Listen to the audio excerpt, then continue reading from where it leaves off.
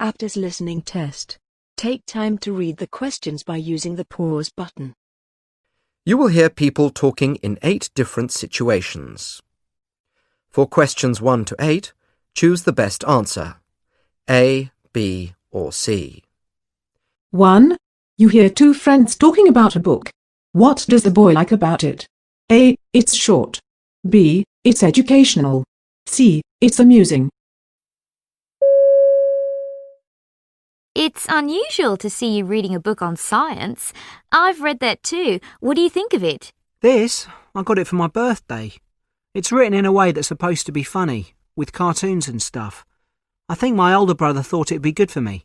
You know, teaching me about science, which I'm not that interested in really. So, are you enjoying it? I've got to read it really, because my brother will ask me about what I've learnt. There aren't many pages to get through at least. I'll be glad to finish it, though I bet I'll forget everything I've read once I do. 2. You hear a man talking about family holidays as a teenager. What part did he find most enjoyable about them? A. The journey. B. Being outdoors. C. Watching films. My memories of family holidays as a teenager are of being dragged away from my video games to spend hours in the back of the car making the time pass by listening to my favourite bands on my headphones on the drive to our family's holiday home. There, the entertainment on offer was swimming in the river or lying in the sun and going for walks in the forest, things I'd absolutely loved not so many years before. I'm embarrassed to admit I insisted on staying in the basement with the curtains drawn watching action movies. Meanwhile, the rest of them had fun swimming, walking and playing in the sunshine. 3. You hear 2 friends talking about a hotel they stayed in. What do they agree about it? A. The location was convenient. B. The staff were friendly. C. The room was comfortable.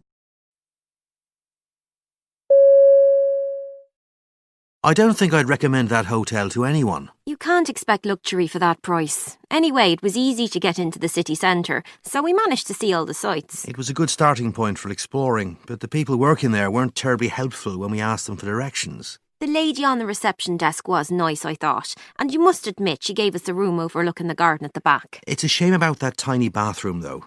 The beds could have been softer, too. We should have read some reviews online before booking.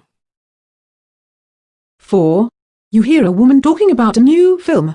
How did she feel after seeing it? A. Confused. B. Frustrated. C. Sad. It had quite an old-fashioned style, very simple in that you basically follow a single character on a journey, with plenty of adventures along the way, unlike a lot of modern movies, where there's so much activity and noise that it's difficult to follow what's happening. I hate films that leave you feeling miserable afterwards because of the ending. This one avoided that, but even though the story kept you interested, I ended up feeling annoyed that things didn't go how I thought they should have done, and I wanted it to be more realistic, so you could believe in it. 5. You hear a woman telling a friend about her job in a supermarket. What was she doing there this morning? A. Working on the checkout. B. Filling the shelves. C. Serving at the fish counter. You're working part-time in the local supermarket in the mornings, aren't you? How's it going? It's okay. I don't mind it when I'm taking cash and serving customers. I get to chat with them, but putting cans and packets on the shelves all morning can be hard work. When you're on one of the special counters that serve fish or bread and cakes, it's easier because you don't get that many customers.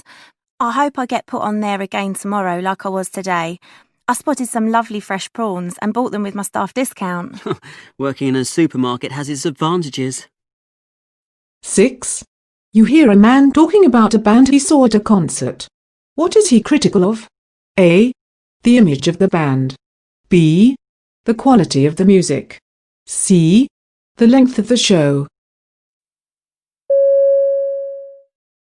When the band came on stage, they were looking extraordinary, dressed in a peculiar but visually dramatic style, all in black and gold, with makeup to match, a look that basically worked, even if it was bizarre.